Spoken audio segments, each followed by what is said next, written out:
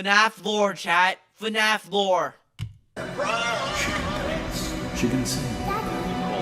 All back. All of them. Together in one place. FNAF lore, chat. FNAF. Five Nights at Freddy's is a franchise with over a decade's worth of content, spanning countless games, books, and now a movie. There's a reason that no matter whose timeline you watch, they all look different. Making a FNAF timeline is not easy. There are so many ways you can interpret this story, and this is mine. So let's start 1983. at the beginning. The bite of 19... Wait, hold on. What was it? Is that the bite of 87? Back in the 70s, a company called Fazbear Entertainment got its start by creating different props and mascot costumes for Carnival. Okay. And then... dude, I can't speak. And then friggin' William Afton came in, friggin' dressed up as that, murdered kids, all that good stuff.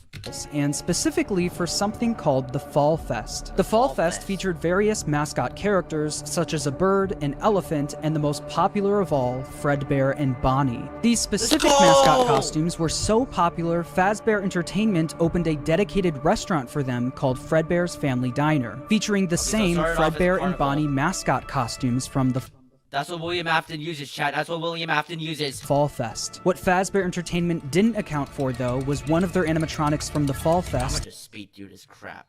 I'm gonna go 2 times speed, chat. I'm gonna go 2 times speed. Lock in. Going rogue. Ending in a giant fire, with most of everything from the Fall Fest being destroyed. A giant fire.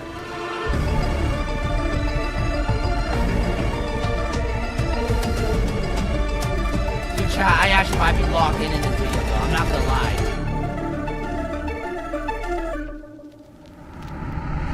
The specifics about the animatronic that went rogue and the fire are unknown and will likely be revealed next year in FNAF's next big release. Although we don't know much about how this fire occurred, we do know that after the fire, Fazbear Entertainment started phasing out of the mascot Smash, pass. What? costume era. They needed something new. The two men who helped found Fazbear Entertainment, William Afton and Henry Emily, stepped up to the plate. William Afton was mostly the businessman of the two, handling all of the money, while Henry was the more creative one, with him being in charge of building most of the animatronics and props for the company. With the Fall Fest era of...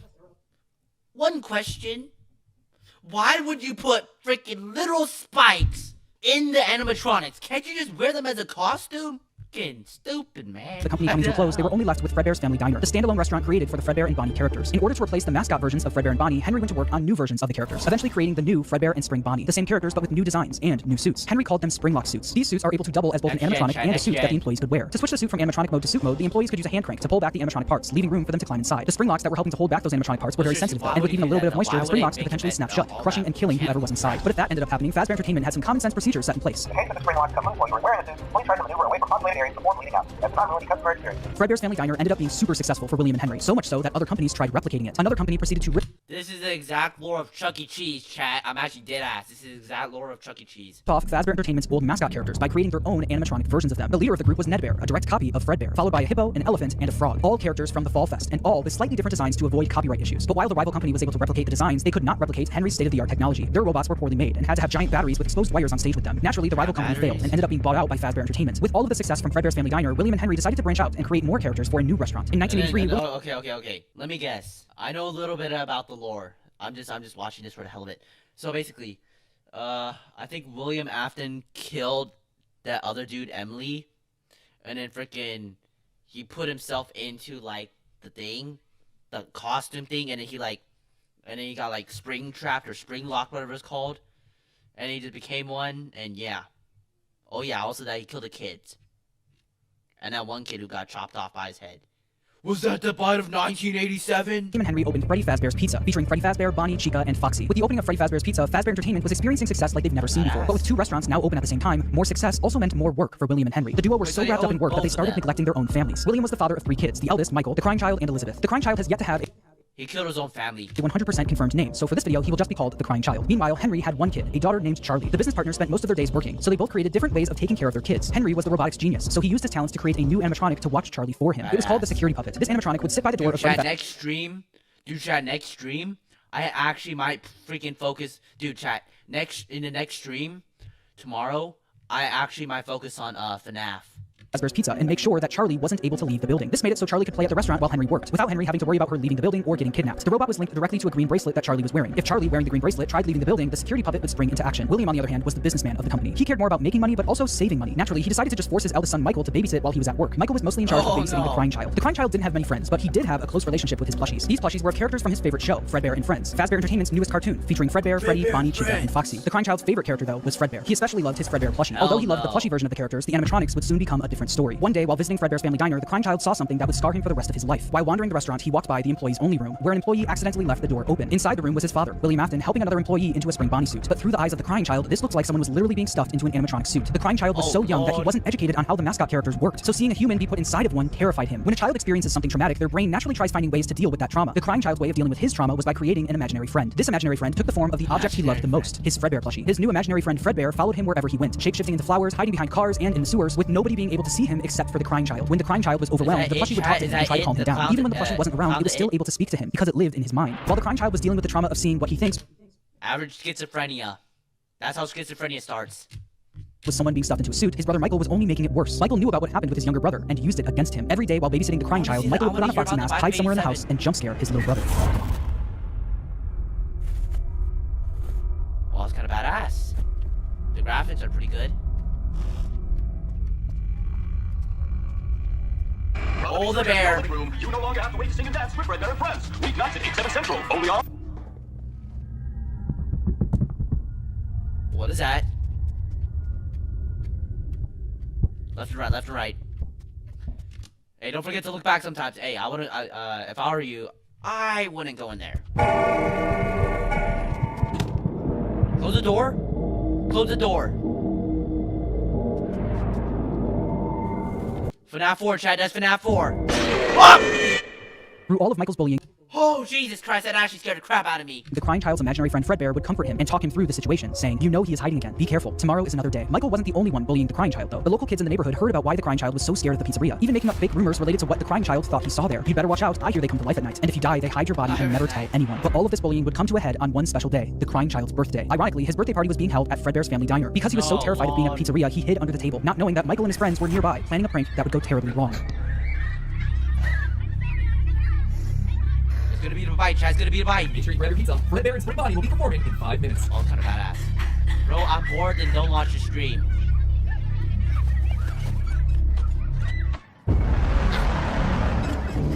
It's about a 1987, Chad. It's about a 1987. Let's freaking go.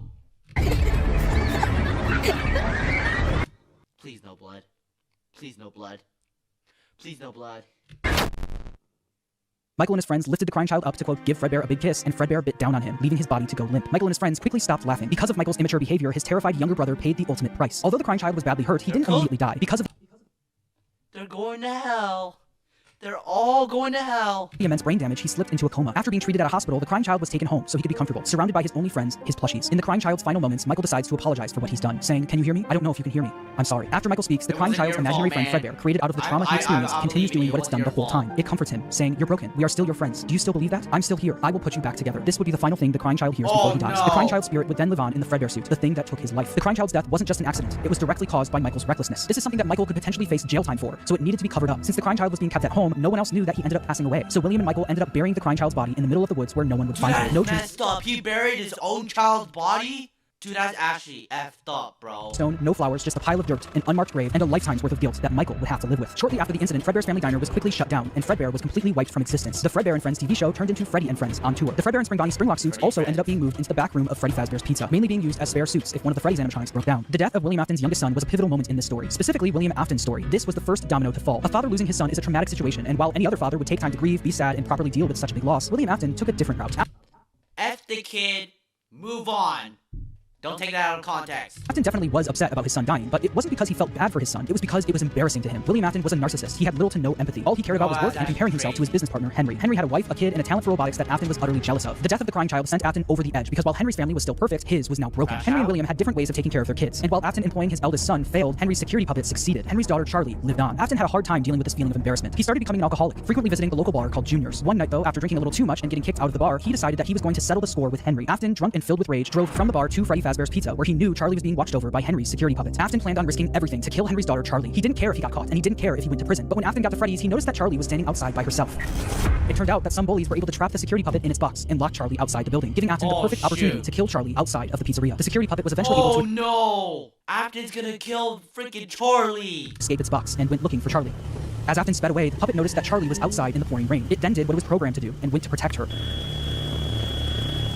Nah, he's being hunted by the ops, Chad. He's being hunted by the ops. As the puppet got closer to Charlie's body, the rain started making it short circuit. It was forced to crawl its way over to her until the rain got to be too much, and the puppet shut down right next to Charlie's body. While Charlie and the puppet lay lifeless next to each other, Afton was speeding home, driving right past where he buried his son and the bar he got kicked out of. When Afton got home, he was met with his wife sitting in the living room watching TV, and Michael in his bedroom. Afton was a drunk and abusive father, and fully blamed Michael for what happened to his youngest son. Mrs. Afton tells him to leave Michael alone because he's had a tough day, but Afton doesn't listen. He goes over to Michael's room and pounds on the door, only for the door to be locked. He then makes his way around the house to try and find a way in from the outside. But once he gets to Michael's bedroom window, he notices that it's broken, and Michael was gone. Michael was so upset by what he did to his brother that he would sometimes see visions of Fredbear appear and disappear. Tonight, Fredbear appeared outside his bedroom window, and it almost felt like his brother was calling out to him from beyond the grave. This would happen frequently, and every time it did, Michael would run to the spot where they buried his younger brother, only to find that nothing had changed. His younger brother was still gone and buried in the ground. Afton knew Michael did this often, saying ran off to that place again. He would be sorry when he gets back. The guilt of killing his younger brother haunted Michael in his real life, but also in his dreams. Michael would constantly have nightmares about the animatronic that took his brother's life. These were the exact same nightmares his younger brother used to have every night, now passed on to him.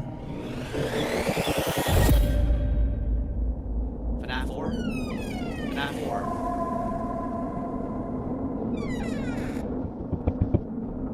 Oh yeah, he's cooked. Oh yeah, he's cooked.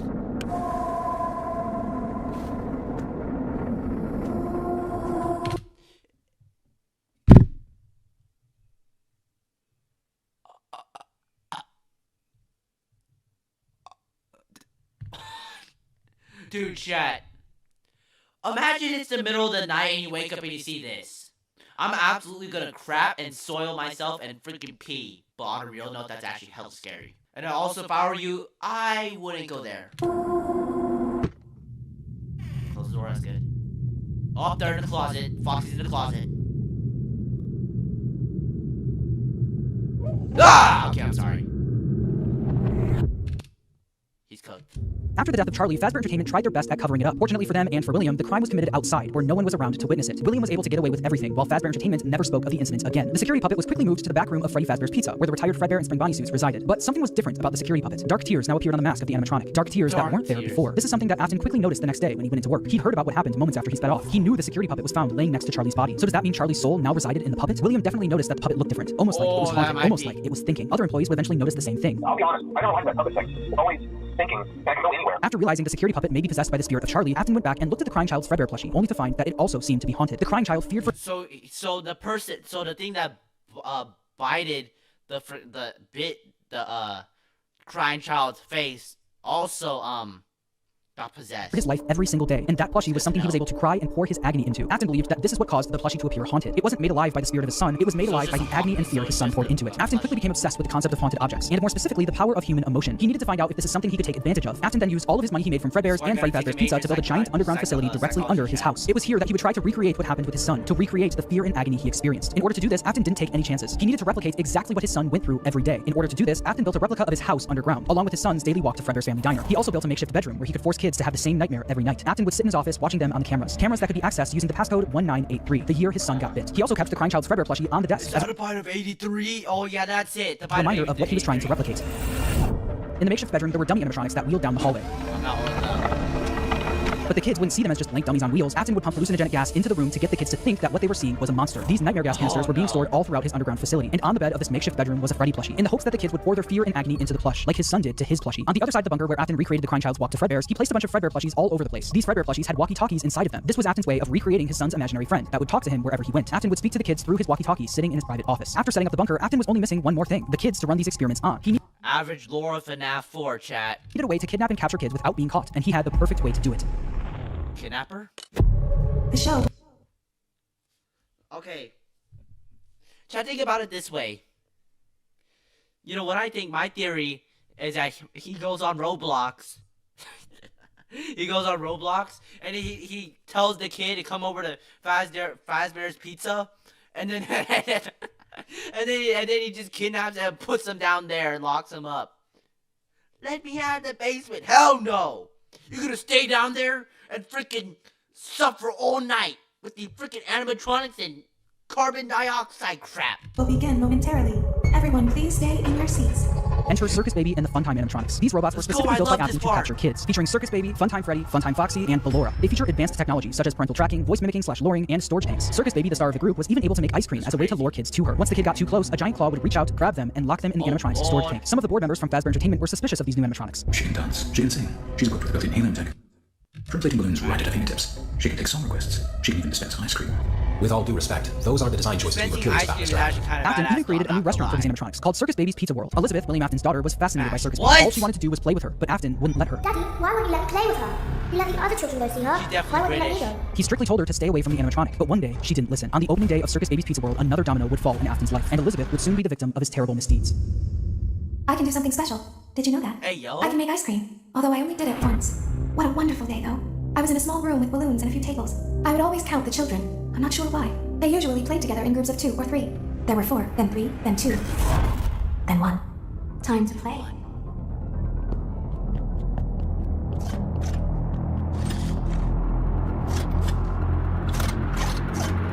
Ice cream. Crash out, chat, crash out. Something happened when I was 1. I was no longer myself. There was screaming for a moment, but only for a moment.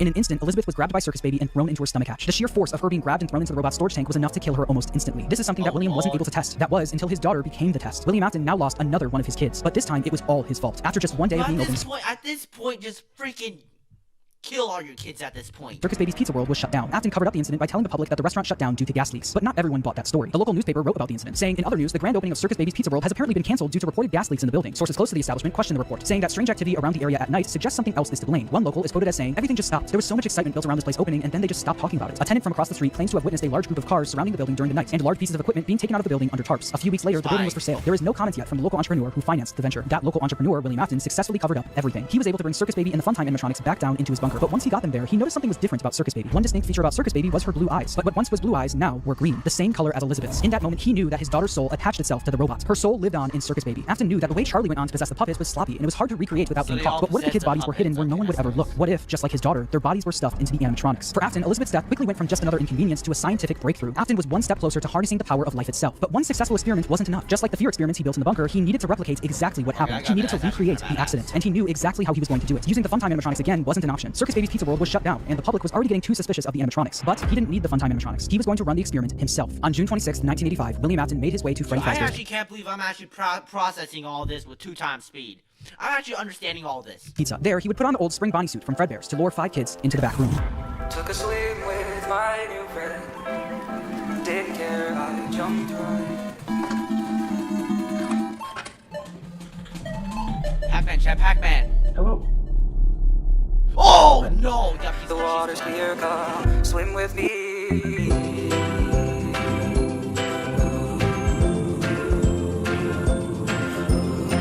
Swim with me.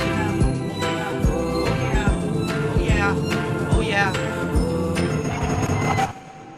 One by one, Afton killed them Lord. and stuffed their bodies into the animatronics. Susie was first, being stuffed into Chica. Gabriel went into Freddy, Jeremy into Bonnie, Fritz into Foxy, and then there was Cassidy, who went into Fredbear, aka Golden Freddy. At this point, Afton had no idea that the crying child spirit was in Golden Freddy, so he didn't think twice about shoving Cassidy in there. The way Afton killed Cassidy, though, was different from the rest. Freddy, Bonnie, Chica, and Foxy were just regular animatronics. Afton had no choice but to kill them, then stuff them into the suits. But Golden Freddy wasn't just a regular animatronic, it was a springlock suit. The same springlock suit that took his youngest son's life. Afton was aware of how dangerous the springlocks were. Any bit of moisture or too much movement would cause them to snap shut, slowly killing whoever was inside. So that's exactly what he did to Cassidy. He put him into the suit and watched as the springlocks snapped shut, cementing Cassidy's death as the most brutal of them all. Freddy, Bonnie, Chica, Foxy, and Golden Freddy weren't the only animatronics sitting in the back room of Freddy Fazbear's R.I.P. to the kids. Pizza, though. They were joined by the security puppet, which contained the soul of Henry's daughter, Charlie. Once Afton was gone, Charlie jumped into action, almost acting as a guide for their souls, properly giving them life inside of each animatronic. After the incident, the kids were quickly reported missing by their families, and although the security cameras caught Afton luring the kids away, he wasn't able to fully get in trouble. Since he was wearing the spring Bonnie suit, they were never able to prove it was actually him. Afton also hid the kids' bodies where no one would ever look, so the bodies were never found. Unbelievably, Afton was able to get away with yet another crime. Because of all the bad press that came from the missing children's incident, people stopped coming to the pizzeria. This is the absolute definition of so close yet so far.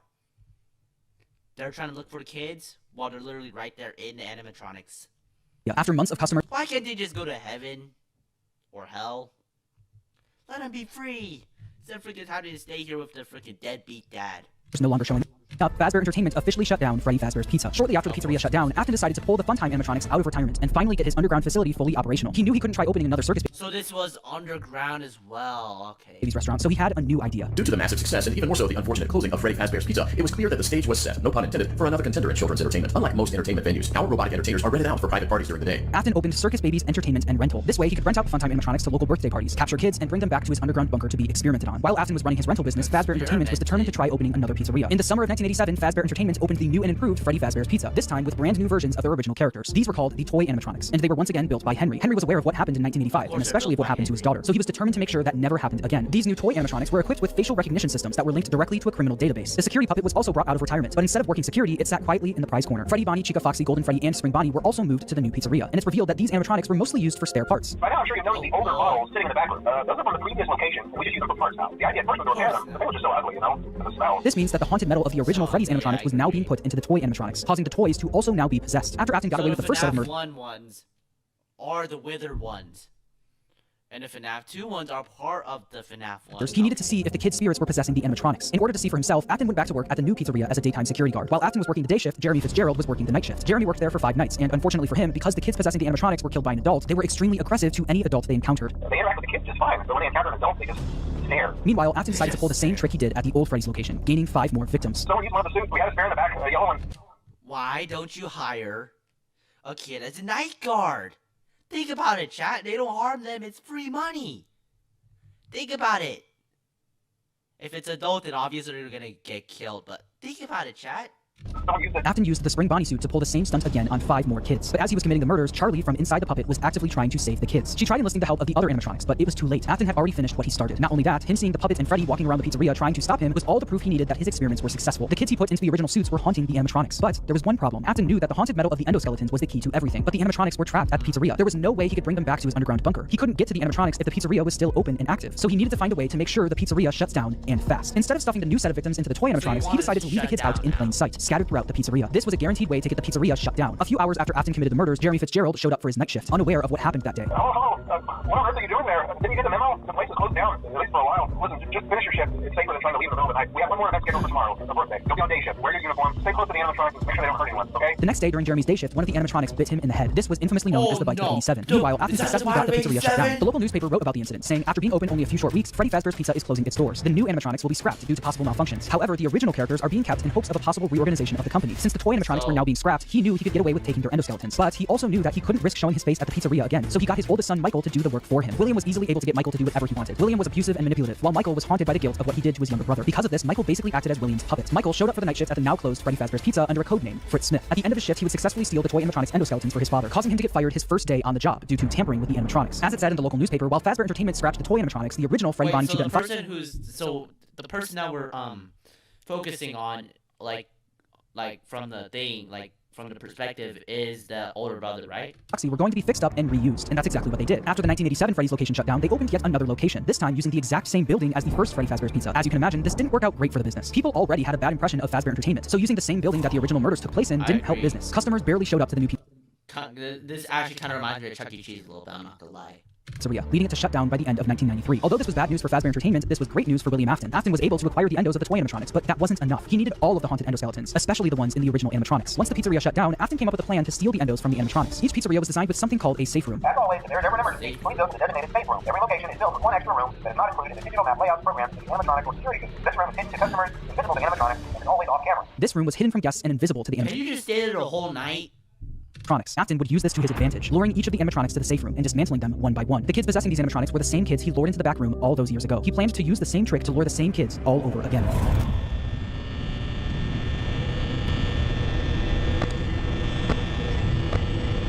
Are they coming?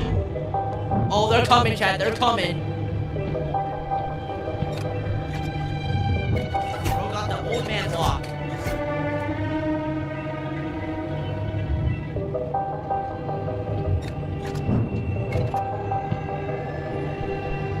That one.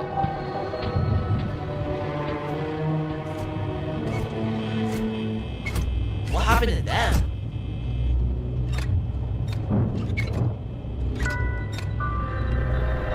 Sneak attack! Once he finished dismantling each animatronic and stealing their endoskeleton, he brought them down to his underground bunker, where he would melt them all down into one liquid substance called Remnant. Not only did Afton rob these kids of their lives, he would use their souls long after they're gone for his own personal gain. Oh my god, not another freaking...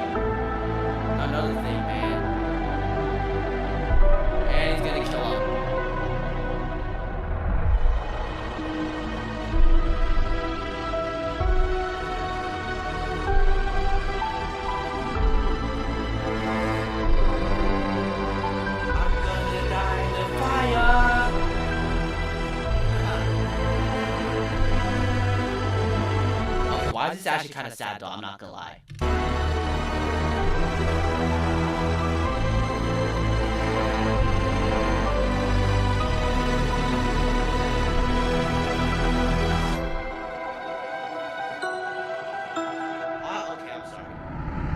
By melting down the endos, he successfully created remnant. This substance, containing the spirits of all of the missing children, was silver in color, and if kept at the right temperature, was malleable. Afton didn't want to risk testing the remnant on himself, so he injected it into the Funtime animatronics. Once he did, the animatronics jumped to life. The experiment had worked. William Afton unlocked the power of life itself. After his successful experiment, he went back to Freddy Fazbear's Pizza to collect his old spring body suit, but once he got there, he was met with the spirits of the 5 missing children, trapping him inside the safe room. Cassidy, the spirit inside Golden Freddy, chased Afton around the room and forced him to get into the spring body suit. Cassidy was the most vengeful spirit of them all. Being spring-locked in the Fredbear suit was a painful and slow death, and of course she is. Freaking, he shoved them in there, the worst death of all.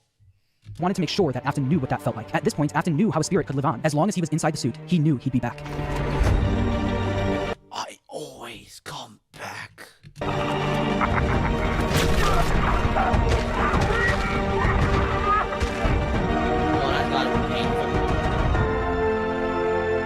As Afton laughed, the spring locks snapped shut, forcing him to go through what Cassidy went through. This was an act of revenge by Cassidy, and it wouldn't be the last. Afton was now confined to the safe room of the now shut down Freddy Fazbear's Pizza, and because of this, everything in his underground bunker was left abandoned. But even with Afton gone, the rental business continued on its own. All of the Funtime animatronics containing the spirits of the missing children and even his daughter Elizabeth were still being rented out during the day and then brought right back down to the bunker. All the spirits wanted to do was escape, but they were always put back underground. After Afton went missing, his eldest son Michael, who's been blindly helping his father, remembered what his father told him if he ever went missing.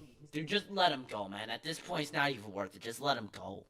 If William wasn't there to finish his work, Michael would do it for him. Afton's underground facility was always off limits to Michael, but since he was now gone, Michael had no choice. He took the elevator down to where his father worked every day. Although Michael was helping out his father by stealing some of the endos from the animatronics back in the day, he never exactly knew what William was doing until he got down into the bunker. I want to see that yellow keyboard guy.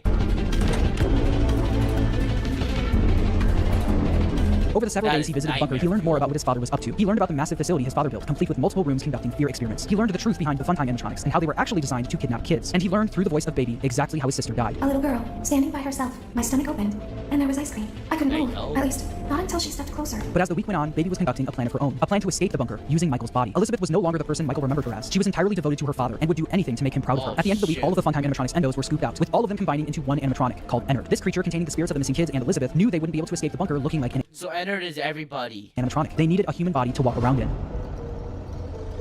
Oh, that's actually They were in the messed scooping up. room now. Funtime Foxy has already been here today. Funtime Freddy has already been here today. Alora has already been here today. Circus Baby has already been here today.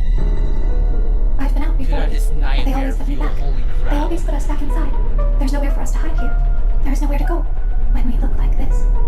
But if we looked like you, then we could hide. If we looked like you, then we would have somewhere to go. The scooper only hurts for a moment. That's Ennard, chat. That's Ennard. Michael Afton's insides got souped out and replaced by Ennard, helping all of the Souped out? What? souls to escape the facility. With every passing day after this happened, Michael looked more and more like a walking zombie. His skin was starting to turn purple, and people started to notice. Michael's body was no longer a good disguise for Ennard, so Ennard ejected itself from Michael. But because the scooper was also a remnant injector, when Michael Afton was scooped, he was also injected with remnant. The remnant made it so even after Ennard was gone, he was still able to survive. With Michael now back in full control of his body, he had a new mission. Although he did, one way or another, success. Dude, I'm actually hella confused right now, chat. So basically, they scooped out his innards, and then they replaced them, and then he lived, and then he died again, and then he lived again. Just let the man go, man. Free his sister from the underground facility. He also learned about all of his father's terrible misdeeds. His loyalty to his father turned to disgust. It was time for him to end all of this. Father, it's me, Michael. I did it. I found it. It was right where you said it would be. They were all there. They didn't recognize me at first, but then they thought I was you. He thought I was you. And I found her. I put her back together, just like you asked me to. She's free now. But something is wrong with me. I should be dead, but I'm not. You're literally possessed, man. What else could it be? Freaking God giving you powers or something? I've been living in shadows. There is only one thing left for me to do now. I'm going to come find you. I'm going to come find you. Buddy, you're not. Michael would spend years searching for his father with no luck, until a new ad in the local newspaper caught his attention. Someone decided to open something called Fazbear's Fright, the horror attraction. Local amusement park is getting ready to scare your socks off with a new attraction based on the unsolved mysteries of Freddy Fazbear's Pizza. Featuring actual relics from the decades-old pizzeria, this new attraction is guaranteed to bring back your childhood in the worst possible way. As if using the crimes of his father to make a profit wasn't bad enough, they also went back to the old pizzerias and collected any objects they could find to put on display at the attraction. Michael immediately applied for the job of the security guard with the sole intention of burning the place to the ground. When he got there, he saw the remnants of his past, the shells of all of the animatronics, missing every single one of their endoskeletons. He knew they could only find the shells of the animatronics because he and his father stole their endoskeletons all those years ago, leaving only the shells behind. On day 2 of working at the attraction, he got word that they found a real animatronic. You're not gonna believe this. We found one. A real one. This real animatronic ended up being his father. What are you doing? I'm just watching the FNAF lore in 2x speed. I have no idea what to do, so I'm literally just here. So I'm literally doing it at 2x speed. Gotta analyze it, you know? Analyze with my eyes. Caesaline. Okay, I'm sorry. But yeah, I'm just learning about the FNAF lore. I'm gonna play FNAF tomorrow. Sunday at most. Still inside the spring Bonnie suit he died in decades ago. Even though his father was now in the building with him, he still decided to go through on his plan. All in it. So the dad is actually messed up. Why would he turn purple anyway? Effort to end his father once and for all. Michael then rigged the wiring in the building to catch fire, burning the horror attraction to the ground with his father inside. What's that FNAF burning song? What's that FNAF burning song? The frickin' Good question. Where's the one with the fire?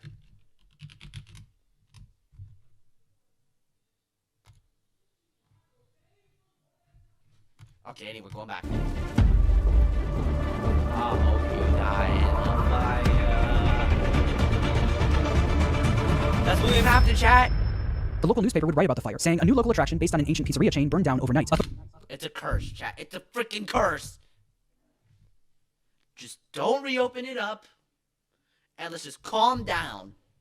Authorities have not ruled out foul play, but at the moment it seems to have been caused by faulty wiring. Although the fire destroyed most of everything in the building, William, miraculously, was able to survive. William was now free, roaming the outside world along with the souls of the missing children, Elizabeth, and Charlie inside the puppet. Since Michael wasn't able to end everything, someone else needed to step in. That someone was Henry Emily. Afton's old business partner and father of Charlie heard about the fire at Fazbear's Fright, along with the rumors of the various animatronic creatures now roaming the streets. Henry was determined to put an end to all of this.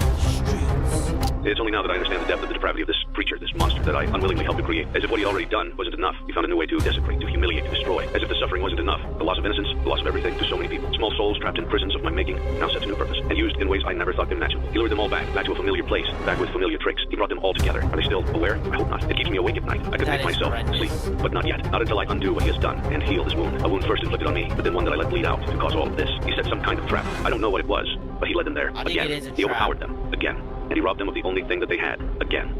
I don't know how those tiny breaths of life came to inhabit those machines. They will never find rest now. Not like this. I have to call them all back. All of them. Together in one place. By gathering all of the animatronics in one place and locking them in the same room, he would be able to burn them all to the ground for good, effectively freeing their spirits in the process. In order to do this, Henry created a new restaurant called Freddy Fazbear's Pizza Place. He knew that the spirits and William couldn't resist coming back to a new location, even if it was all just a trap. Charlie was different though. She was smarter than the rest.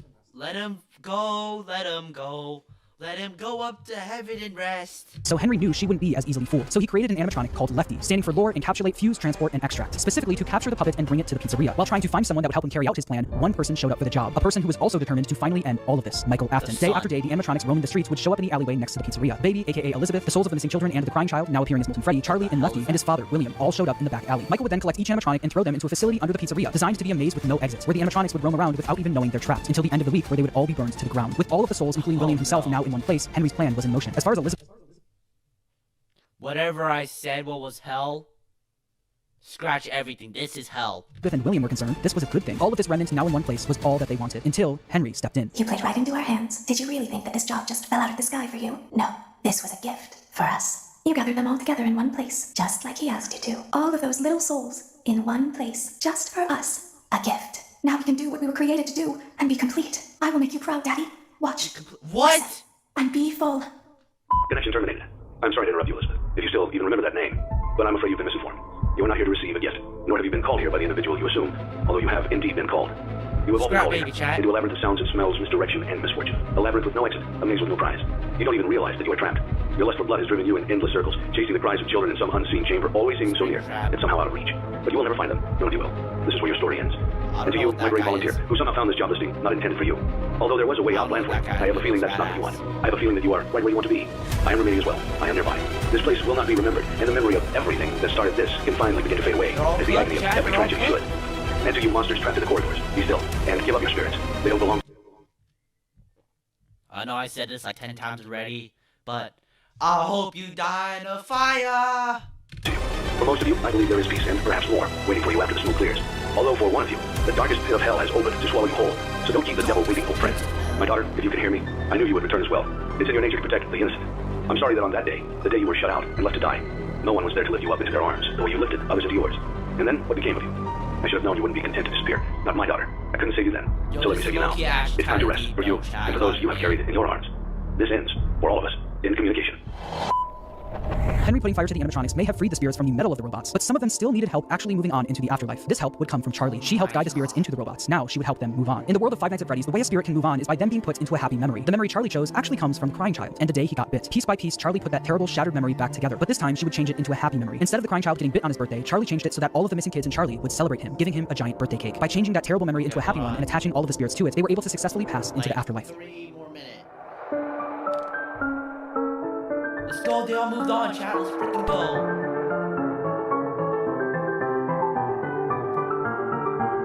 God bless these souls, chat. Like I said, they were all able to move on, except for one.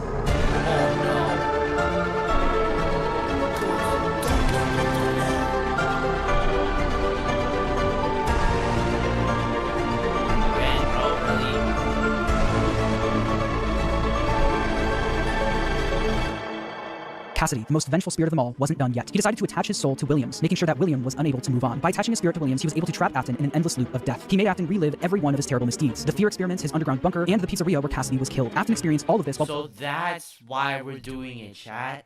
That's why we're doing the FNAF on FNAF 2. being attacked and killed over and over again by all of the animatronics from his past. Every time an animatronic would attack him, Cassidy would be there, reminding him that the suffering will never end. We've only just begun. I will never let you leave. I will never let you rest. He tried to release you. He tried to release us, but I'm not going to let that happen. I will hold you here. I will keep you here, no matter how many times they burn us. Cassidy knew that Afton didn't deserve the afterlife. He deserved to pay for what he's done for all of eternity. But if you keep up with the franchise, you know that that's not the end of the story. Like I said at the beginning of the video, making the FNAF timeline is at not— this point, does everybody in my freaking chat or community know that I should oil up?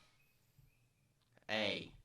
easy, no matter what anyone says. In broad strokes, you can explain the basic plot, but once you get down to the motivations and the why of everything, you have to start filling in the blanks yourself. Some people who've helped me fill in the blanks that I'd like to shout out are Right Host for his theory about Cassidy being spring-locked in Golden Freddy. I think that makes a lot of sense and is really satisfying for the narrative. Also, I'd like to shout out MapPath for his theory about Midnight Motorist. After trying to figure that minigame out for years, I think your explanation makes the most sense. It's important for me to say that no one, except for Scott Cawthon himself, knows the exact story he was trying to tell. So please make sure to watch other people's timelines as well and come to your own conclusion on everything. And when the time is right, I'll be back to tackle the newer games in this franchise. Until then, make sure to subscribe, and thanks for watching.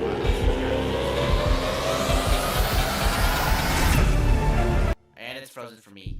Maybe just preference. One guy likes to be emo, another guy likes to be like a happy guy. And I think my thing's Frozen. Okay, that's nice. I'm gonna end the stream here. I'm hella tired. Well, I hope you guys like the stream. Make sure you guys like and sub. Have a good day, good night, good evening. I hope to see you guys back in the stream. And yeah, peace out. And don't forget to like and sub. Helps out a lot. Peace.